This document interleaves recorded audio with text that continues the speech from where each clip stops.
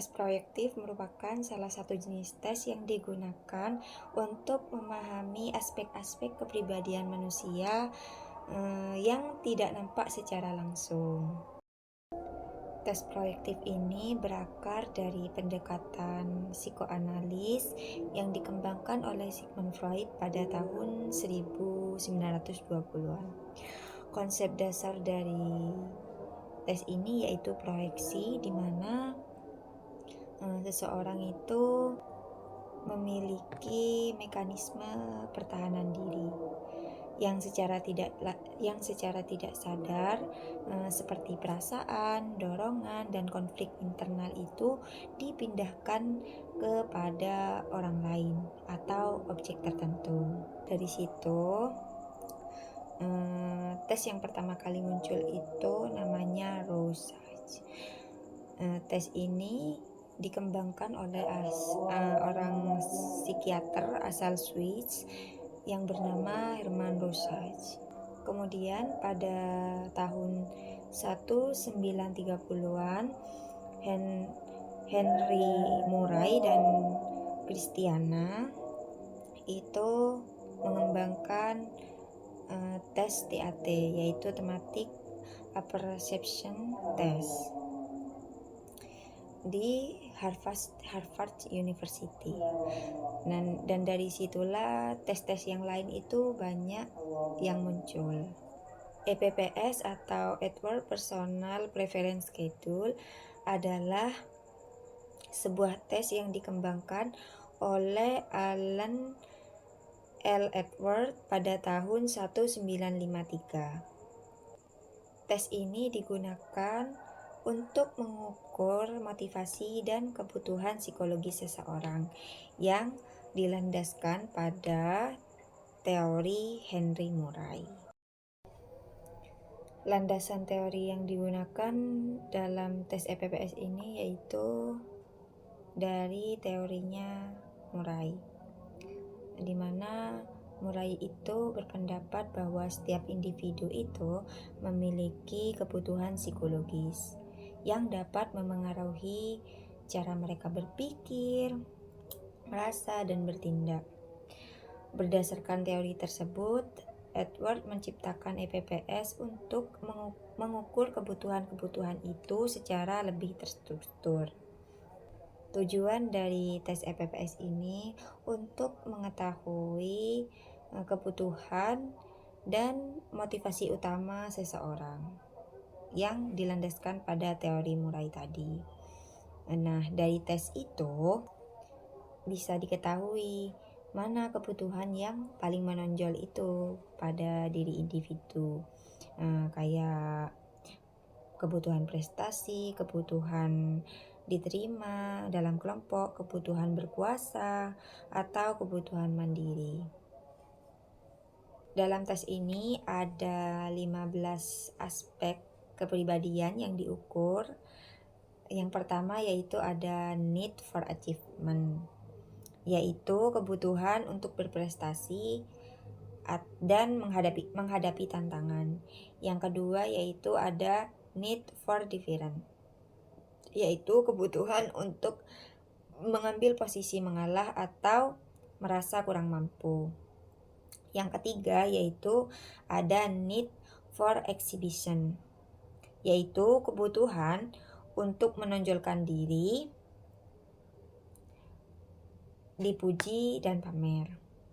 Yang kelima yaitu ada need for autonomy, yaitu kebutuhan untuk tidak tergantung pada orang lain. Yang keenam yaitu ada need for affiliation, yaitu kebutuhan untuk bergabung dengan orang lain. Yang ketujuh yaitu ada need for introspection, yaitu kebutuhan untuk menyesuaikan diri dengan pandangan dan perasaan orang lain. Yang kedelapan yaitu ada need for suffering, yaitu kebutuhan untuk mendapatkan perhatian yang lebih dari orang lain. Yang kesembilan yaitu ada need for dominance, yaitu kebutuhan untuk lebih menang atas orang lain. dari orang lain maksudnya. Terus yang ke-9 itu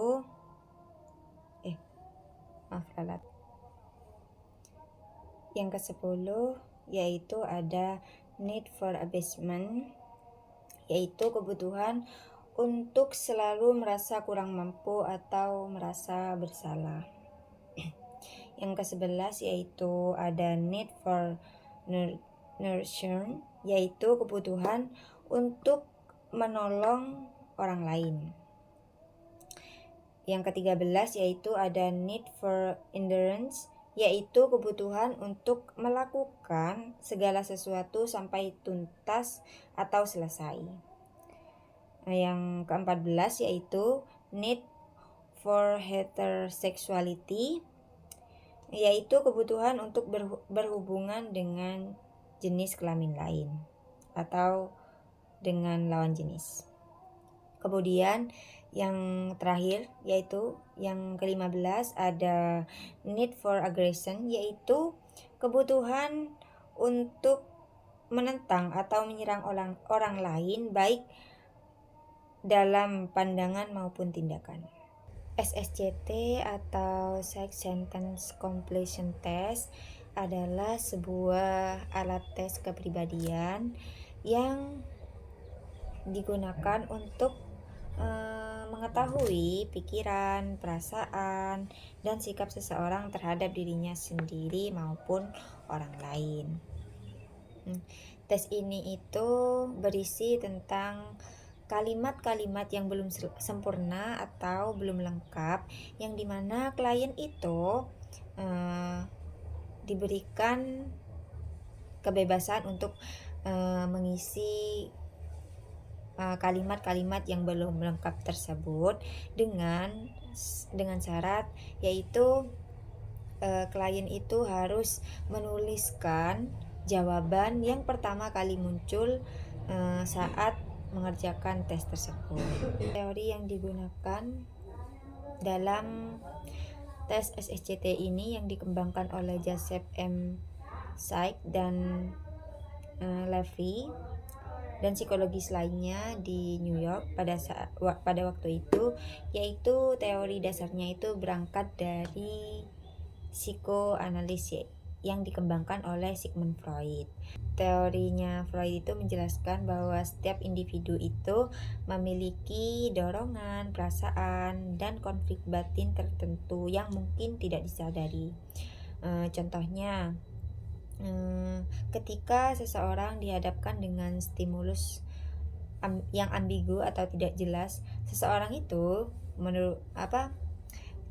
akan cenderung memproyeksikan hasil pikirannya itu atau perasaannya untuk merespon stimulus tersebut. Tujuan dari tes SSCT yaitu untuk mengetahui kepribadian, perasaan, dan sikap seseorang terhadap 4 aspek yang saya sebutkan selanjutnya. Kepribadian yang diukur, yang pertama yaitu ada masalah keluarga. Masalah keluarga ini menggambarkan bagaimana hubungan subjek dengan keluarganya atau ayah ibunya, atau sikap subjek dengan ayah dan ibunya. Yang kedua yaitu ada masalah seksual, yaitu bagaimana hubungan subjek dengan wanita dan juga hubungan subjek dengan heteroseksual. Yang ketiga yaitu masalah hubungan interpersonal, yaitu hubungan antar individu. Hal ini meliputi sikap subjek terhadap atasan, bawahan, sesama temannya, dan juga lingkungan sekitarnya. Yang keempat atau yang terakhir yaitu ada konsep diri. Hal ini meliputi kekuatan-kekuatan yang dimiliki oleh subjek seperti rasa bersalah, pandangan tentang masa depan atau cita-citanya, pandangan tentang masa lalunya, dan juga pandangan terhadap kemampuan diri sendiri. Sebelum melakukan tes, tester memberikan info concern kepada testinya, yaitu mengenai setuju atau tidak, atau tujuan dari tes dan langkah-langkahnya. Dan yang tester tidak boleh memberikan hasil tes yang didapatkan tanpa izin testi. Hasil tes itu tidak boleh disebarluaskan atau dijaga kerahasiaannya. Dari kedua jenis tes proyeksi tadi, yaitu ada IPPS dan SSCT, menurut saya SSCT itu kan untuk mengetahui bagaimana kebutuhan psikologis seseorang, yang dimana tadi itu ada 15 aspek di situ. Nah, dari tes itu bagaimana need atau kebutuhan yang paling dominan yang dimiliki oleh seseorang.